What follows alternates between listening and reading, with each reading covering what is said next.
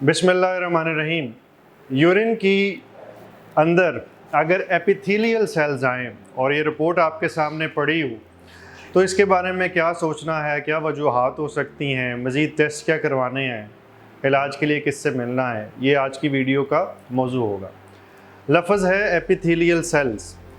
Urine की report में कई दफ़ा ये पॉजिटिव लिखे होते हैं और बाज़ इनकी तादाद भी लिखी होती है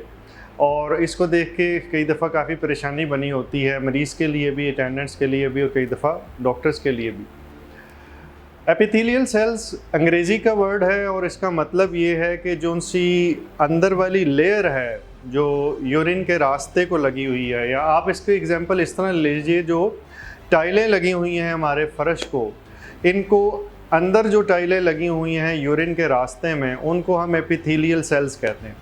अगर वो कुछ सेल्स वहाँ से टूट के हैं और रास्ते में नीचे को आ जाते हैं पेशाब में, तो ये उसी तरह की एग्जांपल रहेगी कि अगर कुछ टाइलें टूटती हैं और वो पानी के बहाव के साथ हमें मिल जाती। आप सुनने में ये काफ़ी ख़तरनाक सी चीज़ लगती है कि टाइलें टूटना तो बहुत बुरी चीज़ है, लेकिन नॉर्मली भी बाज़ कुछ सेल्स टूट रहे होते हैं और वो यूरिन के अंदर आ सकते हैं। ओकेजनली इनका आना और मिनिमम तादाद में आना ये कोई परेशान कुन नहीं है,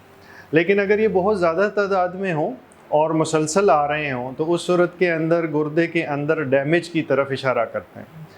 बाज़ अगर गुर्दे को सप्लाई अच्छी ना मिल रही हो, जैसे कि पानी की कमी हो गई है, ब्लड प्रेशर की कमी हो गई है और उसके साथ गुर्दा जौन सा है वो कमज़ोर पड़ गया है, उसकी अंदर जो सी लाइनिंग है उसको ब्लड सप्लाई पूरी नहीं मिली, तो वो मुरझा जाते हैं और उसके साथ टूटते हैं और पेशाब के अंदर पॉजिटिव आ जाते हैं।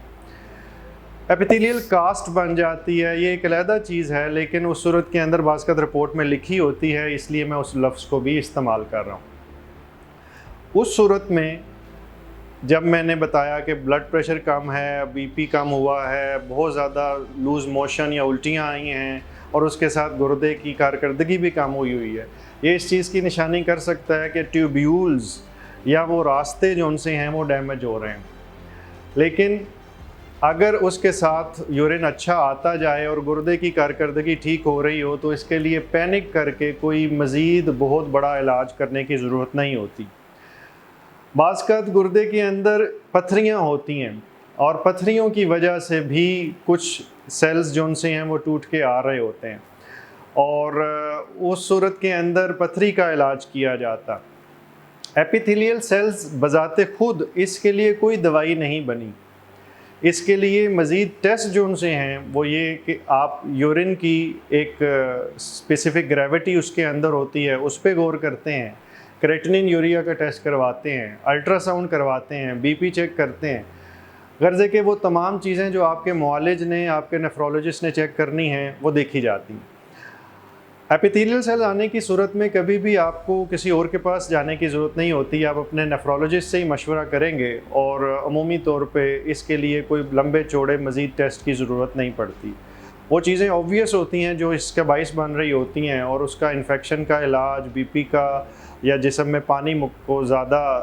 रिप्लेस करने का, पानी को पूरा करने का आम ज़बान में कोई सदेबाप किया जाता है और वक़्त के साथ साथ यूरिन के अंदर ये एपिथेलियल सेल्स गायब होना शुरू हो जाते हैं। मैं उम्मीद करता हूँ इस वीडियो से कुछ लोगों के ज़हन में जो सवाल होंगे इस